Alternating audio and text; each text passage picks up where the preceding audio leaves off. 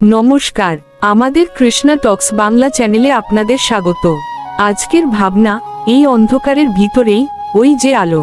আমাদের জীবন প্রায়শই অজ্ঞতা এবং আসক্তির অন্ধকারে ডুবে থাকে। আমরা বাইরে আলোর সন্ধান করি, কিন্তু আসল সত্য হল আত্মারূপে সেই দিব্য আলো আমাদের হৃদয়ের ভেতরেই সর্বদা বিদ্যমান। মায়ার আবরণ সেই আলোটিকে ঢেকে রাখে। শ্রীমদ্ভগবদ্গীতার গভীর শিক্ষা অনুসারে আত্মা হল অবিনশ্বর, কিন্তু কর্মের ফলে আমাদের প্রজ্ঞা অন্ধকারাচ্ছন্ন হয়।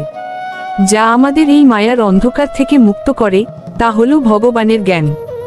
ভগবান শ্রীকৃষ্ণ গীতায় বলছেন, আমি তাদের প্রতি অনুগ্রহ প্রকাশের জন্য তাদের হৃদয়ের অজ্ঞানতাজাত অন্ধকারকে জ্ঞানরূপ দীপ্তিময় প্রদীপের দ্বারা দূর করি।